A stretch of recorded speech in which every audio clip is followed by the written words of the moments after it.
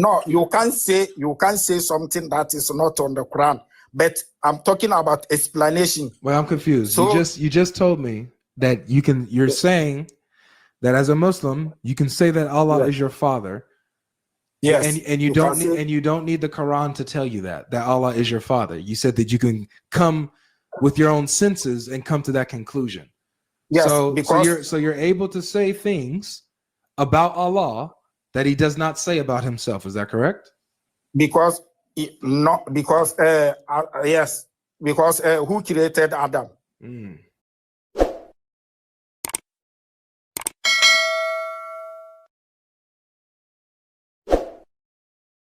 Well, welcome, Baba Sula. You a Muslim? Yeah, I'm a Muslim. Welcome to the stage. Welcome to the stage. Is Allah a father in any sense, my friend? Welcome to. Yeah, if you ask me, is Allah a father? This name a father. I can call you a father. You can call some of elder a father. So if you ask me, Allah a father, which is Allah who created our grandfather Adam, I can call Allah a father. Do you understand? Yeah. So you're saying that Allah is a father in a sense. Yes, I can call Allah a father. So you are talking about Jesus. Did Jesus call his father Joseph as a father? Joseph the carpenter. Did Jesus call him a father? I'm pretty sure. Yes. Okay. Then does it mean that Jesus called father means he's a God? Jacob is a God. What? Jesus, he called Joseph a carpenter as his father. But what does this got to do with Allah being a father? No, because you said if Jesus called God that his father, that means God is Jesus' father directly. That's not what I said, but Jesus does say that. I could show you that somewhere else, but that's not what we're talking about right now. I'm just trying to understand first that Allah. I can call. Yes, I can say I am a Muslim. I can say God. Yes, I am a Muslim. I can say God. Allah is my father. Okay. And what Quran verse do you have to support that? What? What Quran verse do you have to support that Allah is your father? It doesn't mean any Quran, because even if you are reading Quran, you must use your sense, not just to read. If that is why they said, if Allah said, or if Prophet Muhammad, he said he want to translate all the Quran, or he put all message that they give, the Quran will be so big, nobody can hold it. So if they say not everything that they're supposed to bring for you to understand Quran or Islam, I understand. you have to use your logic. You gotta use your logic, huh? I got you. Yes, now, you have to use your logic. What do you do if your logic and your senses contradicts the Quran? What do you do then? Your logic or your sense will not contradict with Quran. What if it does? What do you do then? It will not. It will not happen, because what Quran said. What if it does? You will take it, my brother.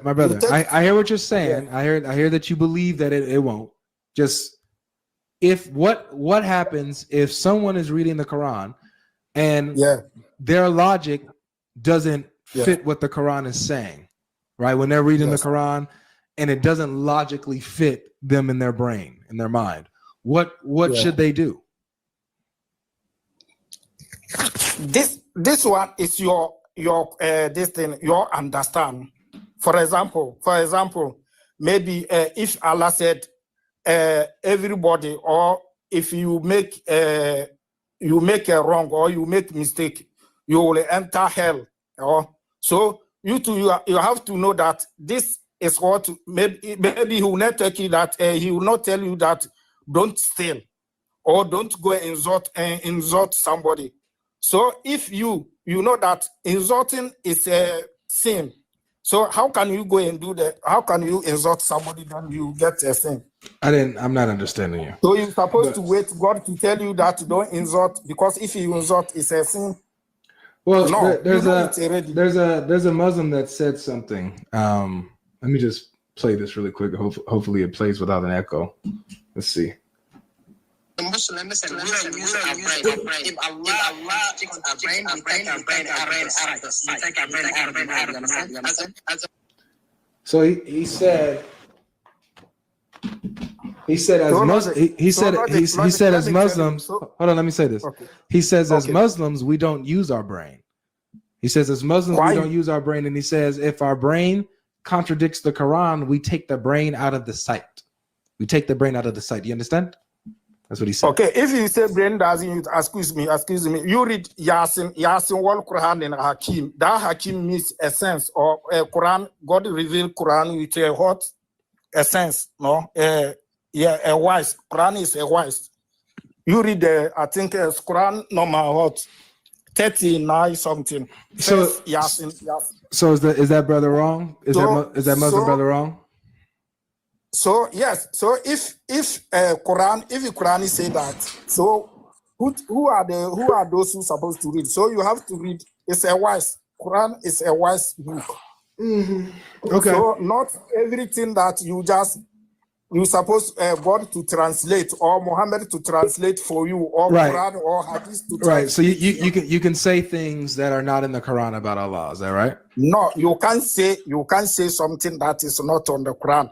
But I'm talking about explanation. Well, I'm confused. So, you just told me that you're saying that as a Muslim, you can say that Allah is your father. Yes. And you don't need the Quran to tell you that Allah is your father. You said that you can come with your own senses and come to that conclusion. Yes, so you're able to say things about Allah that he does not say about himself. Is that correct?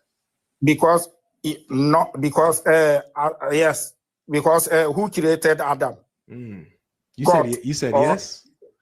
God created Adam. Then just to be clear, Just slow down for me. So just to be clear, you can say about Allah what he has not said about himself, if it just, as long as it logically makes sense to you. Yeah. If he didn't say about himself, so do you want to tell me that everything that God has done that every woman being know? No. We will not know everything God has done. So the one he brought into Hadith and the Kitab, that one we follow, but we don't know what else.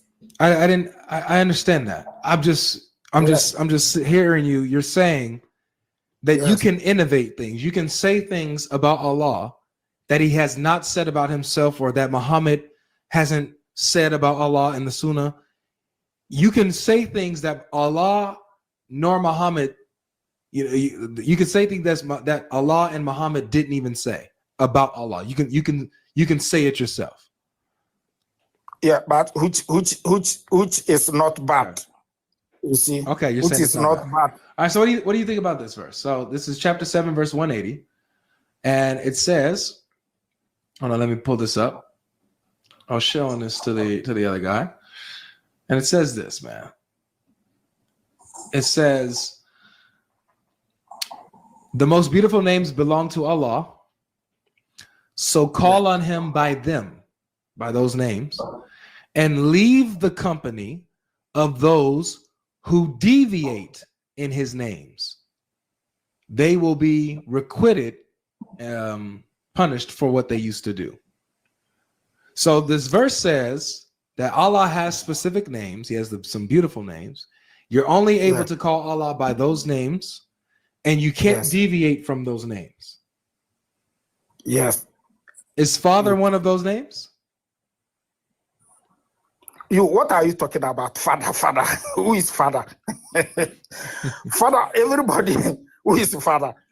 Is Father one of the names of Allah? About God. Yes, is Father one of the names of Allah? It's Father. Father is English. Where do the God have? Okay, in, all right, Father? let's go with Arabic, because in Arabic it's Ab. Is Ab Allah. one of the names of Abu? Yeah, Abu is okay. Yeah, so is that one of the names of Allah? So if they say ya Abati, that means Father, no, or Ya Allah, the God. So you are talking about Father. Yeah, I know. Father. I'm talking about Father. Is Father one of the names of Allah? It's what do they call it? It's honor. You know, everybody, like you call it honor. You hear me? Because it's respectful. I understand. Is it one of his names? Is it one of his names? Yeah, that's why I tell you that I can call God Allah because he's my father. Well, brother, if I say you're making this hard for me. You don't say about David. I just want a straightforward answer, my friend. I just want a straightforward answer. Okay. Is Father one of Allah's names? Yes or no, my friend? Father, yes. Father is Allah's name. Okay. Can you show me in the Quran or in the Sunnah, in the Hadith, where Father is one of his names? What do you tell me to show you in the Hadith? So that Father in the Quran or the Hadith, you can use both. That's why I tell you that the Father is a respectful name that maybe you can call God. I know what you're saying, and quite frankly, here that's not what impresses me. I need you, because you said that this Father is one of Allah's names. So that means that you're going to have a verse or a hadith that shows that that's one of Allah's names. So do you have a reference that says that Father is one of Allah's names?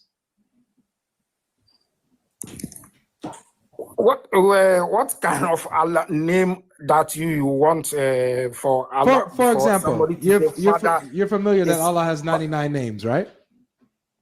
Yes, Allah has 99 names. Yeah, 99. And you're saying that Father is one of them.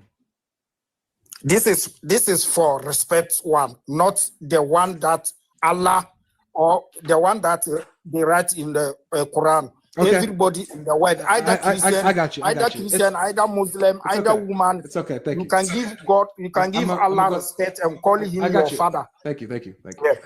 All right, I appreciate it. I'll see you. Thanks for coming.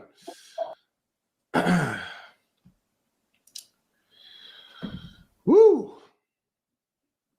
How you doing? Let's see. Jericho, how you doing? You're on stage. How you doing, bro? It's Jericho. Oh, Jericho, my bad. And no, I was on here before, man. I'm from the nation. I was Wise Man, but that's my name, Jericho. Oh, Jericho. I was cooking these Muslims in the back, bro. But I was cooking them, bro. But anyway, let me get to the point. I agree with you. I am a Muslim, okay? But I agree with you that Allah is a father, seeing as how I believe that Allah is a man. And he's the father of all men. So I really don't, I'm kind of caught in between. So I don't know how to go with this because I believe. Where does the Quran say that Allah is a man? The Honorable Elijah Muhammad is the messenger of Allah. And he told us that he met God in person and that God is a man. So if you're is Elijah Muhammad's word triumphant over the Quran? He met God in person and he's the last of the messengers of God. Therefore, he's the end of all messengers and all prophets. I hear what you're saying. I just want to be. I just need to know the scale of authority. Is Elijah Muhammad's words above the Quran's words? Correct. He's in line with all the prophets of God as well as the Quran. The Quran is just he was given the interpretation of the Quran. So there's a difference, right? Muhammad, peace be upon him, got the revelation, but he didn't get the interpretation. It's just a revelation. But the Honorable Elijah Muhammad was given the interpretation of the revelation. Does that make sense? Yeah, I understand. He got the interpretation. So correct. So his words triumph over what the Quran plainly says. However. Well, the Quran says in Surah 55:27, and the person of thy Lord will endure forever. Now, some Qurans say, in the face of thy Lord, and this, that, and the other. But Maulana Muhammad Ali Quran, which is what I read, says, and the person of thy Lord endures forever. Okay. So, I mean, just on the basis of God being a human, right? Well, it's the Arabic is face. Okay, well, in order to have a face, you got to be a person, because we have faces, right? Not necessarily. Okay, then what is it? Well, yeah, you're saying being a person. Yeah, like the person of thy Lord endures forever, right? In some Qurans, Yusuf Ali, I believe, says face, but we're still talking about a person. But so I get what you're saying, but there can be anthropomorphic figurative speech applied to, things that are not humans, not actual men or women. Like you say, like the head of the table or something like that. Or right. I understand the figurative context of it, right? Yeah. So the thing is, we gotta query whether God is a man or not. Now, I know you're a Christian, brother, and that you believe that God is a spirit. Yeah. But if you look up the definition of spirit, it tells you it is the non-physical part of a person. So no spirit, no person, no spirit. One is a part of something else. So a spirit is a part of a person. You got to have a person in order to have a spirit. I believe that persons do have spirit. I don't think that it's necessary that like, for example, you believe animals have spirits? Animals not a person. So no. I know, but you don't think they have the spirit? No. How are they alive? They're alive because energy is in their body, right? Which gives them power, right? Because energy and power is one of the same. What is that energy? Say it again. What is that energy? Energy is nothing but power. But okay, so you have these living beings that are conscious. That's us. That's people. There's also animals too. Animals are not on the same level as human beings. I know, but I'm still saying that they have, they even have personality, even. Well, that's debatable, right? We're not animals. So, hear me out. We only know that through observation of animals, right? Yes. Okay, so that's us. That's man, right? Coloring it for animals. Well, we see that certain animals. We'll see that certain animals are, let's say, more intelligent than others. Right. So there's levels of consciousness. More joyful or chipper than others. There are some that are, a little bit more laid back than others, more playful than others, right? No, that's true. But there's levels to consciousness, right? So that's what you're dealing with is consciousness. Are animals conscious? I think that like there's a certain level of awareness that animals have, and they have a consciousness. They have I think they have a spirit. I think animals have a spirit. Well, that's an understatement. To be animate. Got you. But if animals have a spirit, then they would have to be a person because the definition of a spirit is say it again. I don't necessarily agree. If you just Google, brother, like what is the spirit, the meaning of what a spirit is, it says it's the non-physical part of a person. So they would have to be a person. What non-physical part of a person? I don't know. That's what the definition says. There's a lot of non-physical parts of a person. There's a soul. There's the soul is not the same thing as a spirit. Well, the soul is the Honorable Elijah Muhammad teaches us that soul is the air that you breathe, right? So that's the air. That the biggest soul we have is the air. You remember you're talking to someone who doesn't take Muhammad's words as no, that's fine. That's fine. Yes, okay, so let me explain it. Let me explain it to you then. Right. To wait, because we're way off. Okay. Well, where you want to go? You're saying that Allah is a man. I'm saying that God is a man, period. In your Quran doesn't say this, right? I just gave you the scripture, Surah 55:27, and it talks about, say it again? It just says he has a face. Okay. You can't have a face unless you're a person. Okay. Period. So do you have to be a man to be a person? Yeah. Okay. Okay. This is where we disagree. Okay. Well, then You believe that? So you believe that God is a? You believe that God was created?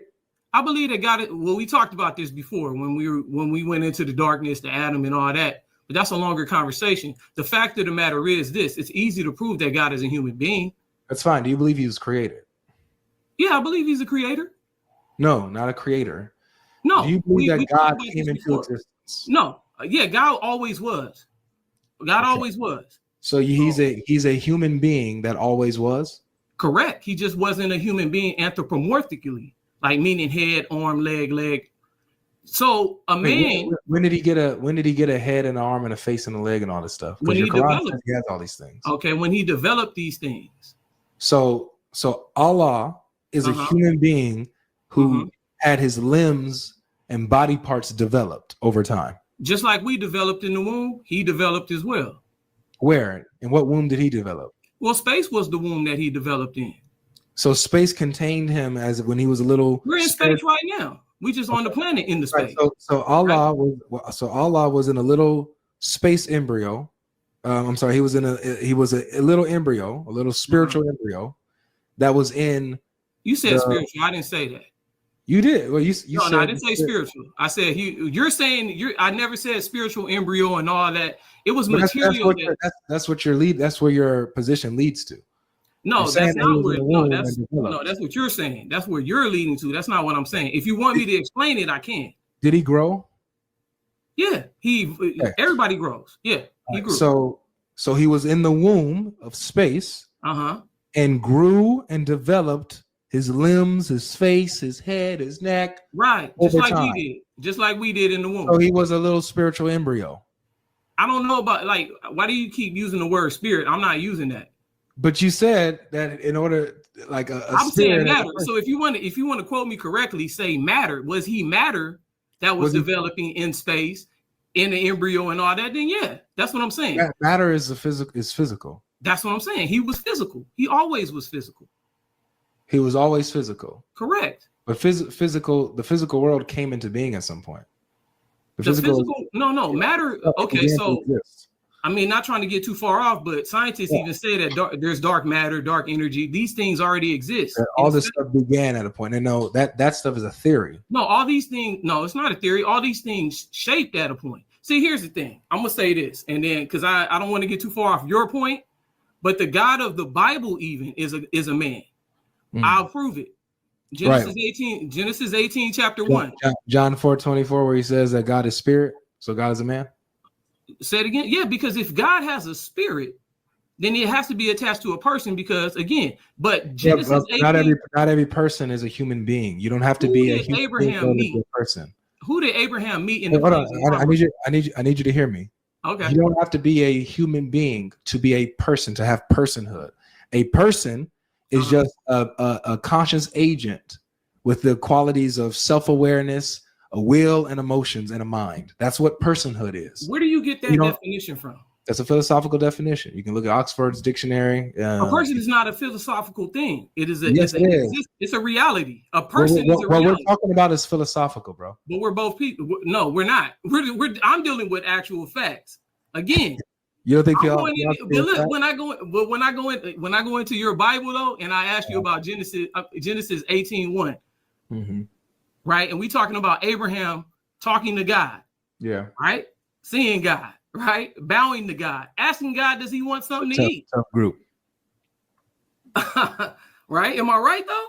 That's what does that have to do with? It means God was a man, because how could Abraham? No, it means that God appeared as a man. It doesn't mean that he is a man. Oh, so then what is God then? Jesus told you he's spirit. Oh, okay. And what is the spirit? The spirit is immaterial, metaphysical. No, where do you get that definition of existence? Where do you get that definition? Jesus says spirits don't have flesh and blood as I do. Spirits don't have flesh and blood because it's the non-physical part of a person. Right? All right, Jericho. Talk about the same thing. All right, that's it. I know it got. Yeah, it got hot.